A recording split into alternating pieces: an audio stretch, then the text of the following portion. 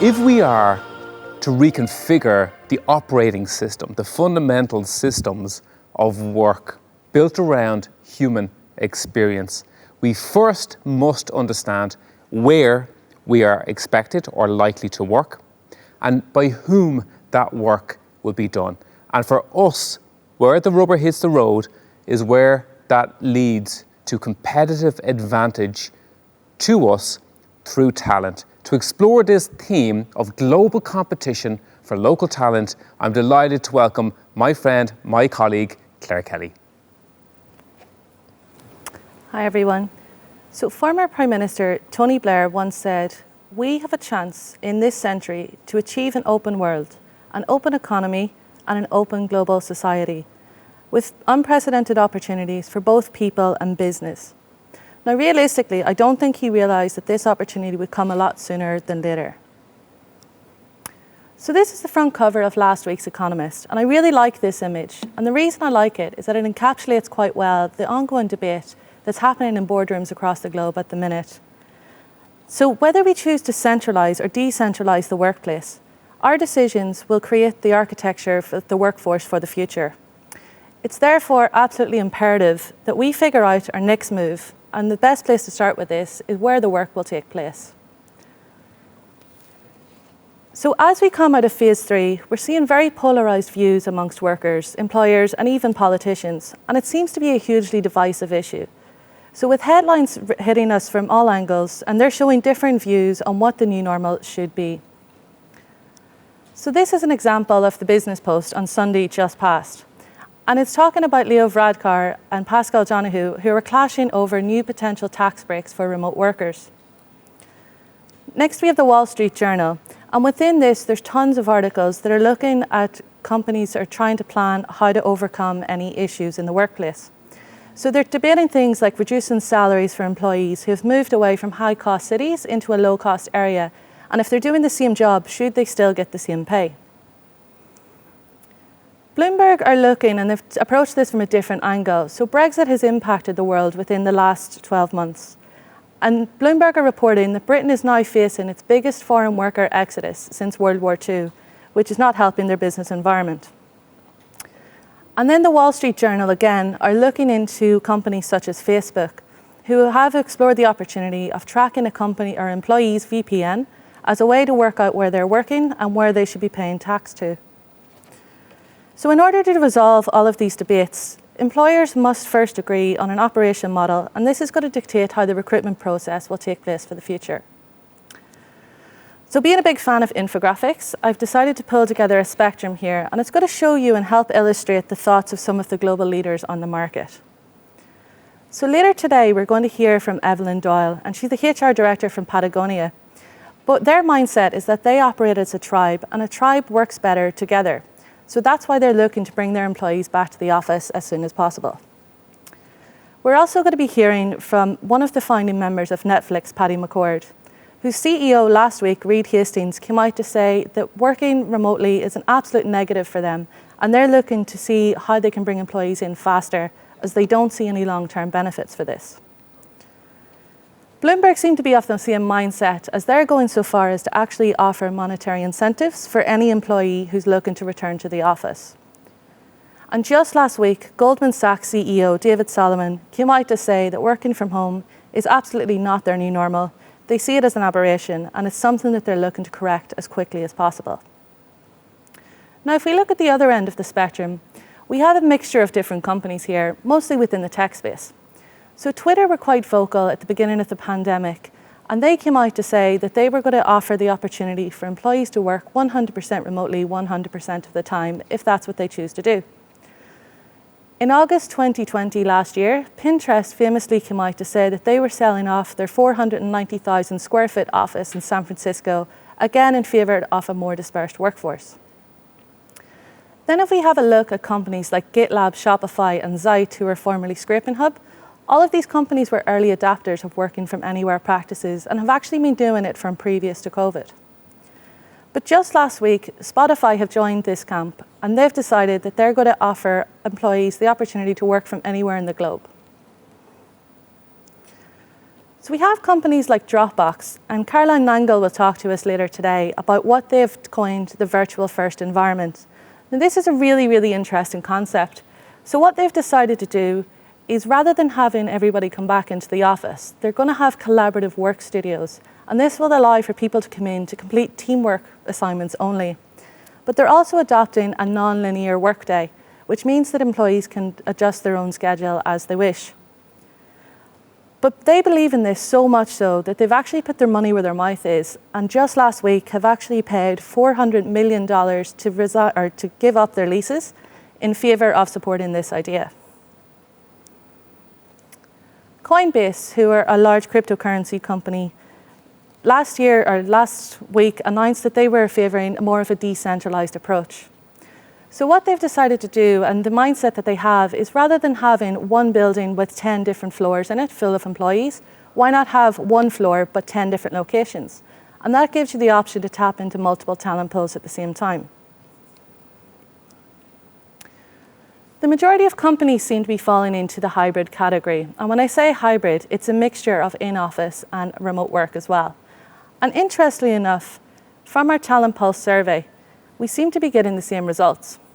So just last week, we surveyed 258 employers from all across Europe. And the results came back to say that 22% of our respondents said that they would be offering full-time remote work post-pandemic. 34% came back to say that they would be offering full-time in-office work with no options to work from home later in the year. And 44% came back to say that they would be offering some form of a hybrid model. So when we asked them, and we dove into this a little bit deeper about the hybrid model, we asked what this actually entails. And a giant 92% came back to say that they would be looking for employees to be in the office for either 3 days or less per week. When we asked them about their workforce in the last year, 7% of the workforce actually relocated to a different country to where they're currently employed. And when we asked their plans for returning, only 30% of these workers are expected to return back to the original working country post-COVID. In terms of office space, as we touched on already, 30% of our respondents came back to say that they expect a reduction in office spaces within the next year or so. And this matches the 30% who also said that they're going to adopt work from anywhere practices. So what does this mean for your recruitment process? So if we look at the talent pipeline, we have 4 different Bs that we tend to rely on. So we have build, borrow, buy, and bot.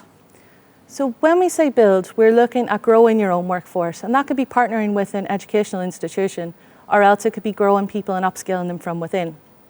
If we look at borrow, that could be leaning on things like temporary workers, contract workers, or even secondment opportunities as well.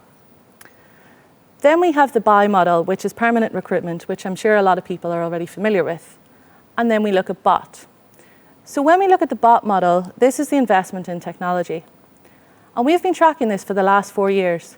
But interestingly enough, 76% of our respondents said that they've invested in technology in the last 4 years, and they will continue to do so. But this rate has grown within the last year as well. Now, if we look at the impact this is going to have on jobs, 21% of our respondents came back to say that they believe that technology will displace jobs. But also 38% came back to say that because these people will be displaced, it will actually allow them to redeploy these employees to another area of the business. And this actually helps with employee empowerment. 66% of our respondents came back to say that they believe technology will help create new jobs, which is a large positive for the market as a whole. So now if we move on to hiring trends, 72% of our respondents came back to say that they expect their workforce to grow in 2021. Now when we asked them about their hiring patterns within the last 12 months, 86% of employers hired from outside of their commuter belt, but still within the same country. So this shows that there's a large opportunity to expand this net even further. 55% of employers have hired from outside of their country, and when we asked their plans for the future, 43% of them who have already hired from outside of their country said that they'll plan to do so again within the next year. So what does this actually mean for the global competition for talent? So it's no longer enough to just look at your own local area. The war for talent is now a global war. So as a full-time remote workforce emerges at scale, but most importantly by choice, global competition for local talent is now on the verge of going nuclear. So remote work is going to be the emerging front for this world war for talent. The fight is going to be fought virtually, and it will also require a new arsenal of creative methods, systems, and symbols. Now, when I'm speaking with companies, particularly FDI companies who are going to set up in Ireland for the first time, one of the most common questions I'm asked is how can they possibly compete with what the established companies are doing here already? So one thing that we find from candidates in the market is that there was a trend there for a while where they would be offering candidates all of the bells and whistles. And when I say that, I'm talking about things like ping pong tables, free food, nap pods, or even slides within their office. But now everyone is working from home. These are no longer a factor. And we're actually seeing a large shift in candidates moving around the market at the minute because they're now realising that the projects they're working on aren't engaging. They might not have the opportunity to upskill, and they're looking for places where they can further their career. So in short, candidates are interested in the substance of work over the style of the workplace. So as we heard earlier today, equity amongst the distributed workforce is a very common issue at the minute. And when candidates are interviewing or entering into an interview process, what they're looking to do is find out what measures have been put in place to help save this issue. So by having a look at things like proximity bias and what your company's doing to combat that, and by educating people as they're coming into the recruitment process, you'll help attract more talent, but you'll also have the option of retaining your current staff as well.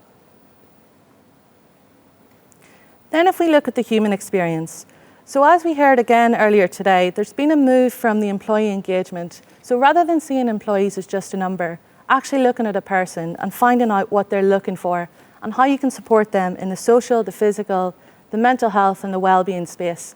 And all of this will help with your employer brand, which will help with your market sell.